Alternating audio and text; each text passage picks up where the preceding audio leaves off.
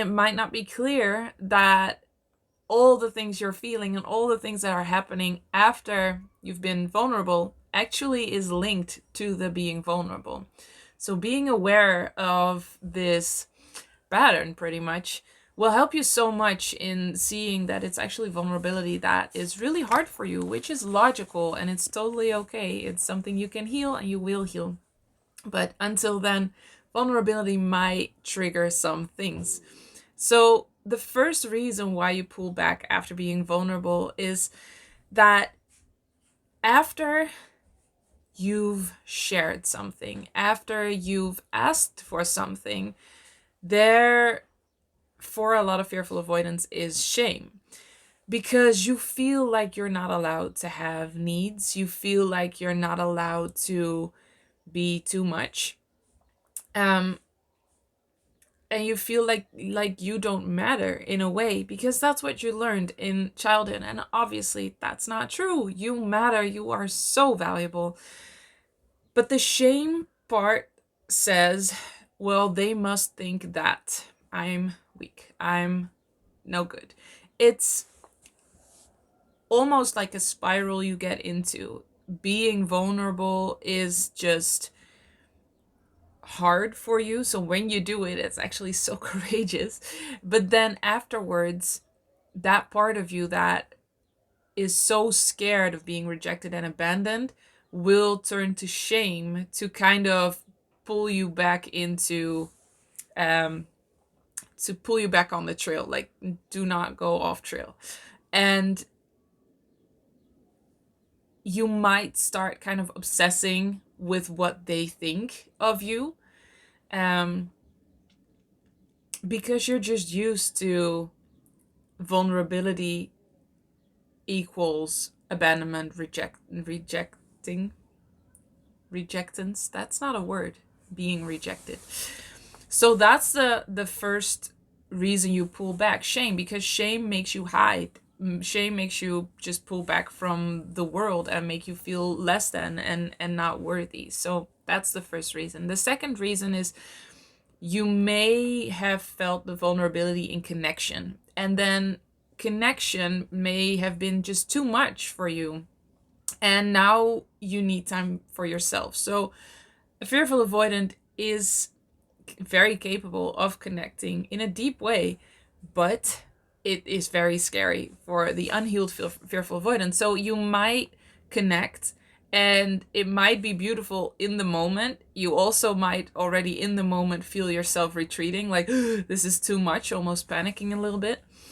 But sometimes it's after the fact. So let's say you've had a beautiful night, maybe you had sex, maybe there was just some meaningful connection and it was really good. And then the next morning you're like waking up in a sweat, panicking, maybe even feeling repulsion, and that will want to make you pull back, obviously. So that's why you retreat, and that's why you kind of need time for yourself because that connection was too intense. And the reason it's too intense is because there's so many associations for you linked to connection, and a lot of them are negative. So connecting is actually a brave thing to do because it's so layered, and in the moment you might be able to stay with that, but then afterwards it's almost like you get this aftershock, this shock wave of, okay, wait, oh, all these other feelings that maybe weren't there in the moment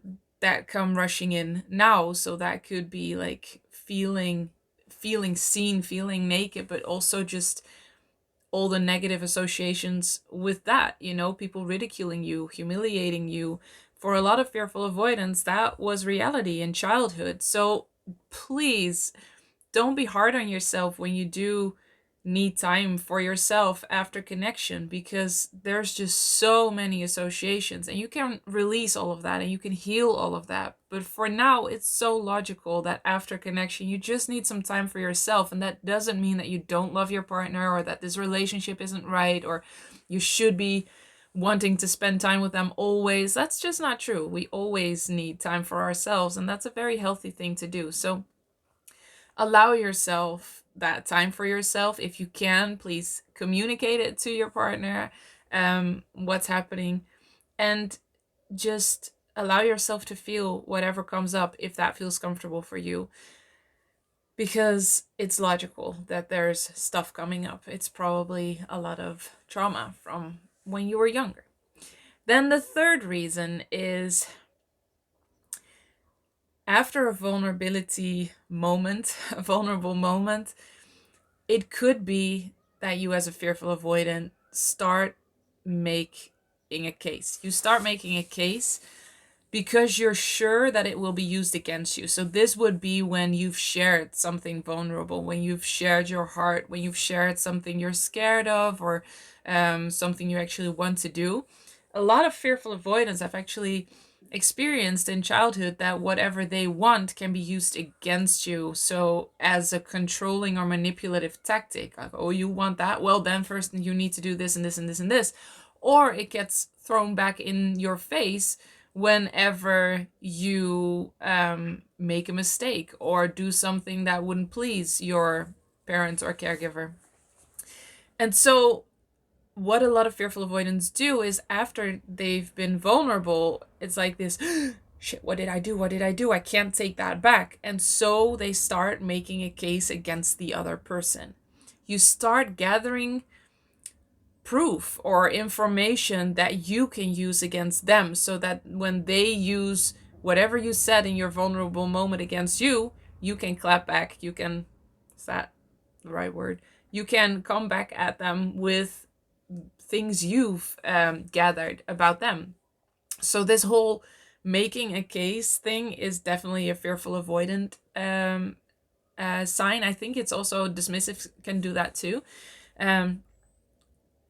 But yeah, be aware of that after a vulnerability hangover, and just keep reassuring yourself it's safe. It's safe. If obviously the person is safe, because this is another important thing. You don't have to be vulnerable with everybody. People need to earn you being vulnerable and you trusting them, and that's totally okay. There's nothing wrong with you because you don't feel like sharing something just with anybody. That's so logical, and that's totally okay. So the lamp went out, obviously, as you've probably noticed. So that's that making a case thing. That's definitely something you can look out for after you've been vulnerable. And then the fourth point is, vulnerability is weak. Being vulnerable is weak. A lot of fearful avoidants have this belief that being vulnerable is means that you're weak. And it could not be further from the truth, because this belief is what will keep you from actually connecting, because vulnerability is needed to really connect and to follow that connection. And if you always shy away or pull away from vulnerability because that's weak, you will maybe appear strong, but you will be lonely doing so, and you might feel that already.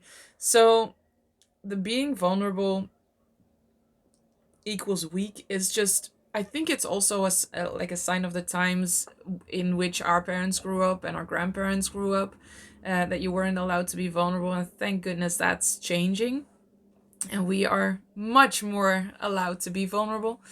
um but yeah, it is a belief that a lot of fearful avoidance struggle with. That is absolutely also something you can heal.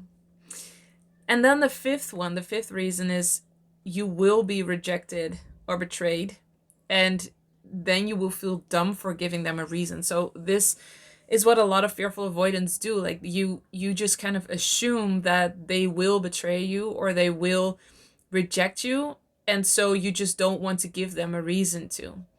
And therefore you hold back, you hold everything in, you don't really show yourself, you always portray this perfect side of you, or how you think you should be, um, because if they will betray or abandon you and you have been vulnerable, you feel dumb. And being dumb is almost as bad as being weak. It's just something, there's just some things that fearful avoidance are not allowed to be. That's what you learned in childhood. That's what your fearful avoidant parent taught you, that when you are weak, when you are dumb, you are worthless, and you are rejected and you are abandoned. So going through life with that assumption that that's going to happen sooner or later, that's it's so this is so interesting to me in the whole psychology part of it, that when you assume you're going to be rejected or betrayed, you put on this armor almost, and you won't be vulnerable, you won't really connect, and so people won't feel that connection with you, and guess what, they will have trouble um really forming a bond with you, which may mean that they will do things that you feel rejected by. And so this is kind of like a self-fulfilling prophecy, which I don't want you to take as, oh, then I have to fix that, or this is my fault, or um, um, this is going to happen and I'm doomed to have this for the rest of my life. No, you can absolutely heal this. And it doesn't always have to go this way. It's just that the way we show up in the world and whatever energy we put out is what we get back. And so when that's an energy of, oh, you will reject or betray me, first of all, you will probably seek out the people that have that same kind of energy. And second of all, um, it's hard to show somebody different. Like if somebody has a really clear belief, it's very hard to show them differently. Like the belief I'm not lovable, which a lot of fearful avoidants have. You can have the most amazing partner that tells you they love you every single day, and you will not really allow that in because you just don't believe it, and you might even disrespect your partner, feel disrespect towards your partner because they just love you. Like it's too easy. And so kind of going against somebody's belief is pretty hard. It's pretty hard to do.